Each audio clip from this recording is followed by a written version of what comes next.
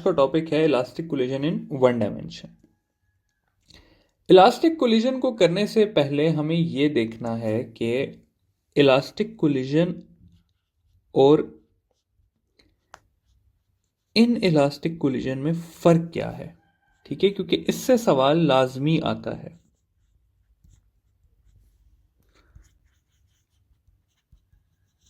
अच्छा, elastic collision और in elastic collision को अगर मैं आपको बताना चाहूँ सिर्फ कॉन्सेप्ट बनाने के लिए कि इन इलास्टिक क्या है और इलास्टिक क्या है, तो कंसिडर इस तरह से कर लें स्टूडेंट्स के हम एक बॉल को थ्रो करते हैं, वो बॉल नीचे आके लगती है और वापस अपनी ओरिजिनल हाइट पे पहुंच जाती है, तो ये है इलास्टिक कोलिजन। ठीक है, लेकिन अगर मैं एक बॉल को जो है वो ड्रॉप करता हूं और वो वापस अपनी ओरिजिनल हाइट पे नहीं आ सकती, तो वो क्या है, इन इलास्टिक कोलिजन है। ठीक है, तो ये है इलास्टिक और इन इलास्टिक कोलिजन में मेन फर्क। अब कुछ सवाल हमारे पास आते हैं लॉस से रिलेटेड। ठीक है, तो पहला लॉ आ जाता है law of conservation of momentum. दूसरा लॉ होता है हमारे पास law of conservation of energy. तीसरा आ जाता है law of conservation of mass. और आखिरी लॉ आ जाता है law of conservation of kinetic energy. ठीक है, अब क्या है स्टूडेंट्स के जो पहले तीन लॉज हैं, यानी कि मोमेंटम ये भी दोनों फॉलो करते हैं, एनर्जी ये भी दोनों फॉलो करते हैं, मैस ये भी इलास्टिक इन इलास्टिक फॉलो करता है। फर्क जो हमारे पास आता है वो सिर्फ और सिर्फ लॉ ऑफ काइनेटिक एनर्जी में आता है। यहां पर काइनेटिक एनर्जी के लॉ को इलास्टिक कोलिजन फॉलो करता है, लेकिन इन इलास्टिक फॉलो नहीं करता। या मैं कह सकता हूं कि इन इलास्टिक कोलिजन में kinetic energy is not conserved. अच्छा, अब यहां पर एक कॉन्सेप्ट की बात यह है कि अगर आप यहां पर देखें तो मैंने कहा है कि law of conservation of energy जो है वो कंजर्व है, लेकिन काइनेटिक एनर्जी जो है वो कंजर्व नहीं है। असल में ऐसा होता है स्टूडेंट्स कि एनर्जी खत्म नहीं हो जाती। काइनेटिक एनर्जी जो है इन इलास्टिक कोलिजन में वो कन्वर्ट हो जाती है लाइट में, हीट में, साउंड में या any other form of energy में। देखिए, जब हम बॉल ड्रॉप करते हैं तो उसकी आवाज आती है, वहां पे कोई ना कोई लाइट भी प्रोड्यूस होती होगी, स्पार्क जिसे हम कहते हैं, वहां पर कुछ ना कुछ हीट लॉस भी होता होगा। तो ये सारे लॉसेस काइनेटिक एनर्जी को कम कर देते हैं। ठीक है, तो इसलिए ये है कि तीन लॉस दोनों फॉलो करते हैं, मसला सिर्फ फर्क कहां पर आता है, law of conservation of kinetic energy में। अच्छा, अब इसके बाद ना थोड़ी सी कंडीशन देख लेते हैं, क्योंकि लास्ट पेपर में मैंने देखा कि एक चीज पूछी जा रही थी कि किस कंडीशंस में जो है इलास्टिक कोलिजन ज्यादा सुटेबल है।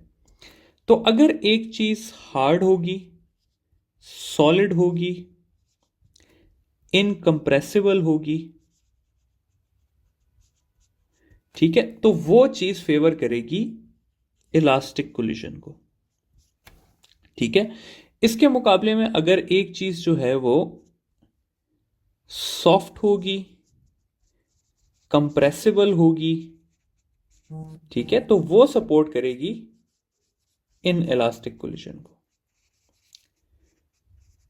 ठीक है, तो ये है कंडीशंस के कौन सी चीज किसको सपोर्ट करती है। देखिए, एक और भी जनरल सा कॉन्सेप्ट है, अगर आप एक इनकंप्रेसिबल बॉल को जमीन पे मारेंगे तो वो अपनी हाइट पे आने का ज्यादा चांस रखती है। इसके मुकाबले में अगर किसी ने स्क्वॉश खेली हो तो आप स्क्वॉश की बॉल को ड्रॉप करें तो वो ज्यादा हाइट पे नहीं होती। क्यों? क्योंकि वो क्या है, हार्ड नहीं है, वो रिजिड नहीं है, वो कंप्रेसिबल है। ठीक है, तो जितनी चीज कंप्रेसिबल होगी उतनी उसकी इलास्टिक कोलिजन कम होगी, उतनी उसकी kinetic energy different forms of energy में कन्वर्ट होगी। ठीक है, तो ये हो गया जनरल सा एक introduction elastic versus in elastic.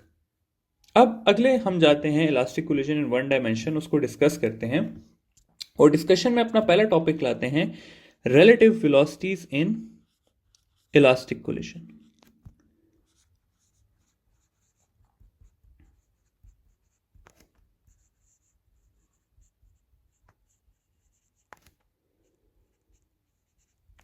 अच्छा, सबसे पहले रिलेटिव वेलोसिटी के कॉन्सेप्ट को देखते हैं कि रिलेटिव वेलोसिटी है क्या चीज।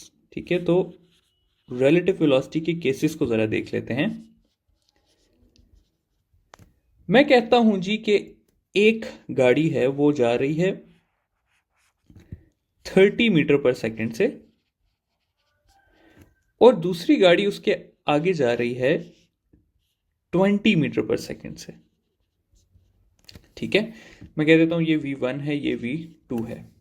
अगर अब मैं आपसे सवाल पूछूं कि सेकंड बॉडी को क्या फील होगा कि ये गाड़ी उससे कितनी तेज है, तो आप लोग कहेंगे कि 10।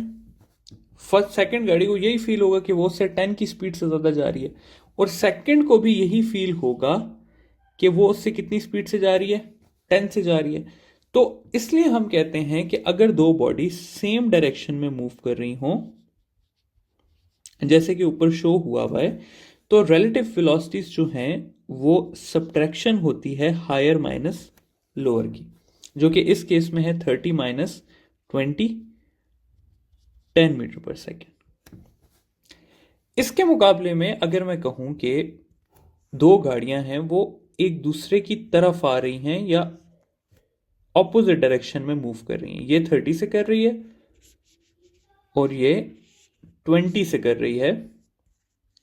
ठीक है, और मैं कहूं कि इसको फर्स्ट गाड़ी को क्या फील होगा कि सेकंड गाड़ी उससे कितनी स्पीड से अप्रोच कर रही है, तो उसे लगेगा 50 से, और सेकंड को भी यही लगेगा। तो अगर दो चीजें ऑपोजिट डायरेक्शन में मूव कर रही हों तो उनकी रिलेटिव वेलोसिटी के लिए हम उनको ऐड करते हैं। ठीक है, जो कि इस केस में हो जाएगी 20 प्लस 30 और 50। ठीक है, ये है पहले दो केसेस हमारे पास। इस तरह भी हो सकता है स्टूडेंट्स के एक गाड़ी रेस्ट पे हो। ठीक है, मैं कहता हूं जी कि जहां पर ये गाड़ी रेस्ट पे है, तब क्या होगा? रेस्ट वाली को यही फील होगा कि ये गाड़ी 30 से मूव कर रही है, और इसको भी यही फील होगा कि मैं उसके हिसाब से 30 से मूव कर रही हूं। तो ये हो जाएगा 30 माइनस 0, तो 30 ही रहेगी दोनों की relative velocity.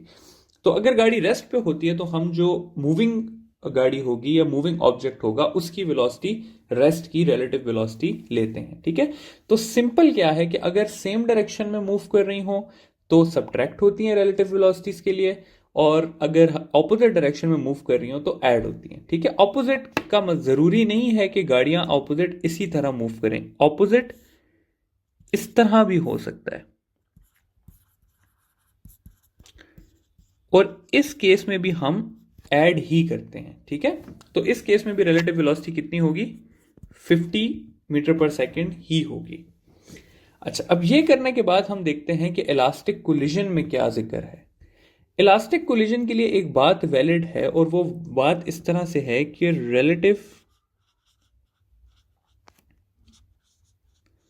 Velocities before collision is equal to relative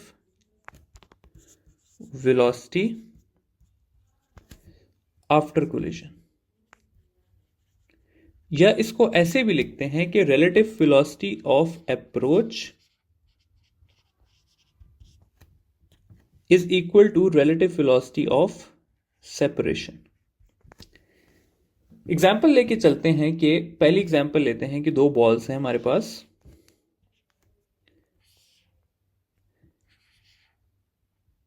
ये आ रही है V1 से, और एक और बॉल है वो जा रही है V2 से।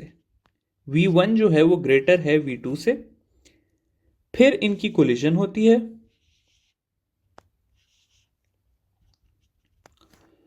और इनकी वेलोसिटीज चेंज हो जाती हैं। ये मूव करने लग जाती है V1 डैश से, और ये मूव करने लग जाती है V2 डैश से। अब अगर ये इलास्टिक कोलिजन है तो हमने ये पढ़ लिया है कि इलास्टिक कोलिजन में रिलेटिव वेलोसिटी ऑफ अप्रोच, यानी कि ये वाली वेलोसिटीज की रिलेटिव वेलोसिटी और ये जो है ये इक्वल होगी। अब अगर मैं पहले बिफोर कोलिजन देखूं तो बिफोर कोलिजन में ये दोनों ऑपोजिट मूव कर रही हैं, तो मैं लिख सकता हूं V1 माइनस V2। ठीक है, और आफ्टर कोलिजन अगर मैं देखूंगा तो अभी भी सेम डायरेक्शन में मूव कर रही है, तो सेम डायरेक्शन के लिए क्या होता है, माइनस यूज होता है, तो यहां पे भी मैं माइनस ही लिखूंगा। लेकिन यहां पर v2 की वेलोसिटी ज्यादा हो गई होगी, इसलिए मैं इसको v2 dash minus v1 dash लिखूंगा। तो ये बेसिकली मैंने क्या लिखा है, मैंने लिखा है relative velocity of approach is equal to relative velocity of separation. मजीद थोड़ा सा एक और सिनेरियो लेके चलते हैं। अब हम कंसिडर करते हैं कि दो बॉडीज आ रही हैं, दोनों बॉडीज अब इस तरह से ऑपोजिट मूव कर रही हैं, v1 और v2 ऑपोजिट मूव कर रही हैं, और आफ्टर कोलिजन भी जो है ये ऑपोजिट इस तरह करके जाना शुरू कर देती हैं। ठीक है, तो अब ये इक्वेशन किस तरह से बनेगी, अब इस इक्वेशन में चेंज कुछ ऐसा आ जाएगा कि ये हो जाएगा v1 plus v2 is equal to v2 plus v1 dash. ठीक है, क्योंकि प्लस आया है क्योंकि ऑपोजिट मूव कर रही हैं, माइनस आया था जब सेम डायरेक्शन में मूव कर रही थी। ठीक है, तो ये है रिलेटिव वेलोसिटीज का कॉन्सेप्ट इन इलास्टिक कोलिजन। अब आगे चल के हम देख लेते हैं कुछ केसेस इलास्टिक कोलिजन के, नॉन केसेस को जरा सा डिस्कस कर लेते हैं। नॉन केसेस इस तरह के केसेस हैं कि ये आपको डायरेक्ट आएंगे और इसका डायरेक्ट आंसर निकलता है। ठीक है, नॉन केस में फर्स्ट केस है आपके पास कि जब मैसेस इक्वल हो कोलाइडिंग बॉडीज के, यानी कि m1 जो है वो इक्वल हो m2 के। अच्छा जी, होता क्या है जी कि मैं कहता हूं ये एक इक्वल मैस की बॉडीज हैं, एक को मैं कह देता हूं m1 है, ये m2 है, इसकी वेलोसिटी जो है ये v1 है, इसकी वेलोसिटी v2 है, और आफ्टर कोलिजन क्या होता है कि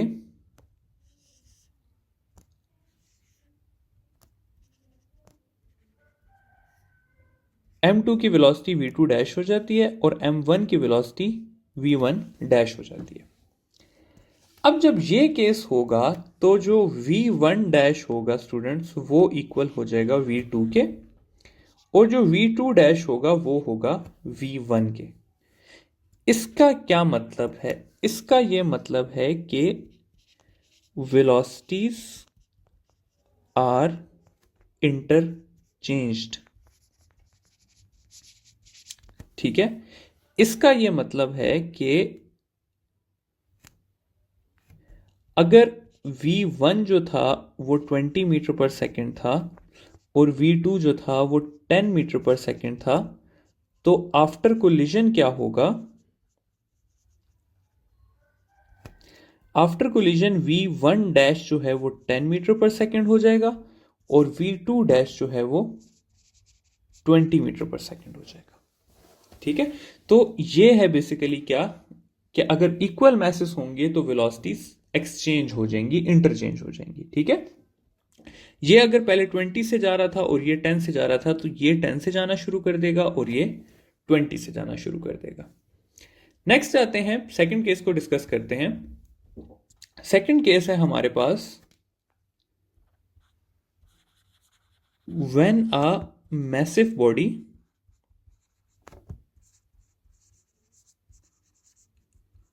हिट्स अ वेरी लाइट या small body.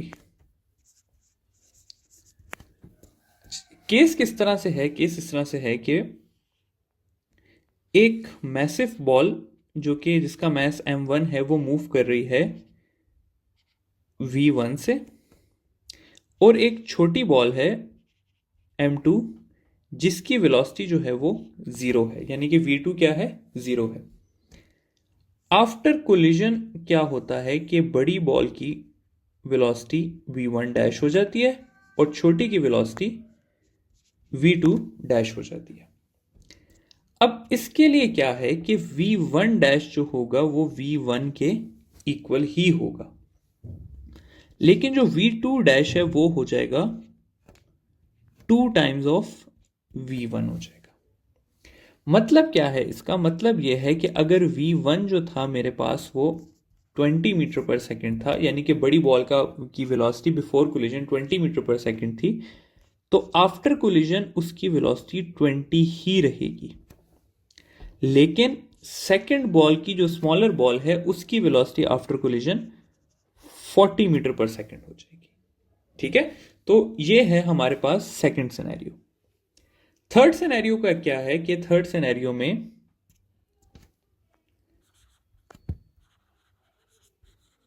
a very light body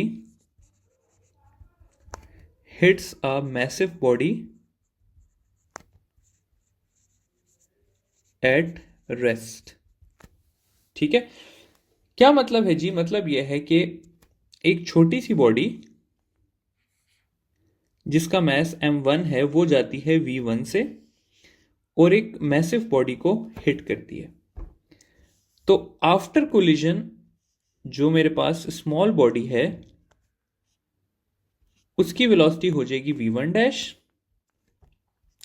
और जो मैसिव बॉडी है उसकी वेलोसिटी मैं कह देता हूं v2 है। अब इस केस में क्या होगा? इस केस में ऐसा होगा कि v1 डैश जो होगा वो इक्वल हो जाएगा -v1 के, और v2 डैश जो है वो 0 रहेगा।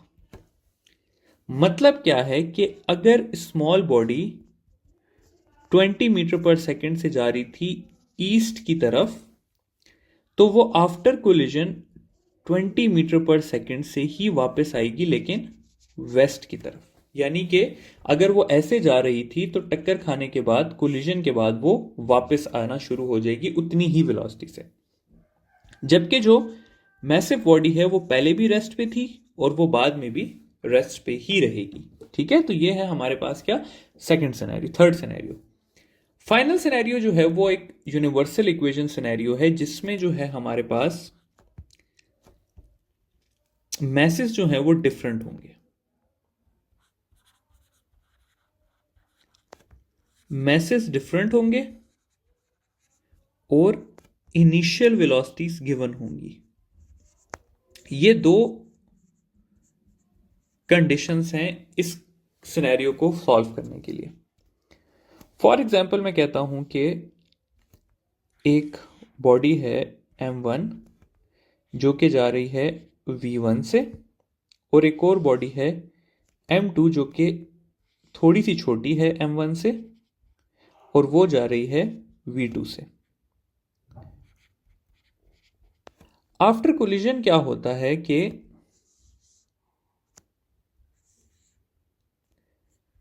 इसकी वेलोसिटी हो जाती है v2 और लार्जर बॉडी की हो जाती है v1 डैश। अब हमने क्या है कि हमें बताना था v1 डैश क्या होता है और v2 डैश किस तरह से होता है। इसकी इक्वेशन है हमारे पास, और वो इक्वेशन कुछ इस तरह से है कि v1 is equal to 2m1 m2 v2 m1 plus m2 plus m1 minus m2 m1 plus m2 into v1, और v2 की इक्वेशन है m2 minus m1 plus m2 into v2 plus 2m1 v1 m1 plus m2। अब इस equation में अगर आप students देखें इन दोनों इक्वेशंस में, तो m1 और m2 भी गिवन है, v2 भी गिवन है और v1 भी गिवन है। तो इससे हम क्या निकाल सकते हैं? v1 डैश निकाल सकते हैं। सिमिलरली हम v2 डैश भी फाइंड कर सकते हैं। अब इस इक्वेशन में ना स्टूडेंट्स थोड़ी सी सिमिलैरिटीज हैं जो कि याद रखने में आपकी हेल्प करेंगी। ये देखें, पहली बात ये कि बॉटम पे सिर्फ m1 और m2 प्लस हो रहे हैं, चारों जगहों पे m1 और m2 प्लस हो रहे हैं, तो डिनोमिनेटर याद करना बिल्कुल मुश्किल नहीं है। ठीक है, न्यूमिनेटर की अगर बात करें तो न्यूमिनेटर में यहां फर्स्ट इक्वेशन में हमने अगर v1 है तो m2 और v2 यूज करना है, यानी कि ऑपोजिट यूज करना है।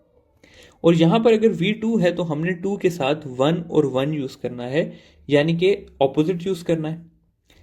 फिर अगर ये V1 है तो हमने M1 माइनस M2 करना है, और अगर ये V2 है तो हमने M2 माइनस M1 करना है।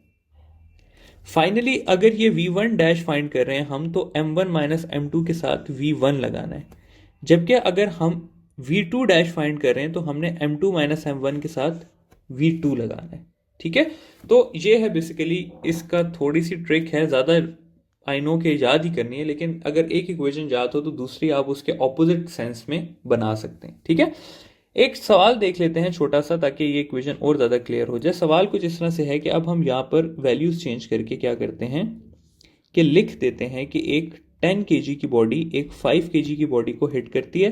10 kg की बॉडी की स्पीड 20 मीटर पर सेकेंड थी, 5 kg की 5 मीटर पर सेकेंड थी। ठीक है, और हमने फाइंड करना है, लेट सपोज V2 फाइंड करना है। तो V2 की इक्वेशन क्या है? V2 की इक्वेशन है 2, M1 कितना है हमारे पास 10, और सॉरी V2 है तो M1 कितना है हमारे पास, M2 है 5 माइनस 10, 5 प्लस 10 इंटू V2 कितना है 5, और प्लस कर लेंगे हम इसके साथ 2, M1 है हमारे पास 10, M2 है V1 है हमारे पास 20, और यहाँ पर हो जाएगा 5 प्लस 10। ठीक है, तो इसका जो भी आंसर निकलेगा वो आपके पास V2 डैश आ जाएगा। ठीक है, अगर सॉल्व करने का कहते हैं तो कर लेते हैं कि -5/15 इंटू 5 प्लस 20 इंटू 10 200, और 200 इंटू 2 400 डिवाइडेड बाई 15, ये हो जाएगा मेरे पास -25/15 प्लस 400/15। तो 15 को कॉमन लेके यहाँ पर आ जाएगा -25 प्लस 400, जो कि हो जाएगा 375/15, जिसका आंसर आ जाएगा हमारे पास 25 मीटर पर सेकेंड। ठीक है, तो इस तरह से हमने क्या किया कि हमने V2 की वेलोसिटी आफ्टर कोलिजन फाइंड कर ली। ठीक है स्टूडेंट्स, तो ये है हमारे पास इलास्टिक कोलिजन और उसके नोन केसेस और अननोन केसेस, जो कि इस तरह के होंगे, आपको न्यूमेरिकल्स में दिए होंगे। इसके लिए आपने सिर्फ इक्वेशन याद करनी है, और ये हमारा इलास्टिक कोलिजन का टॉपिक एंड हो गया।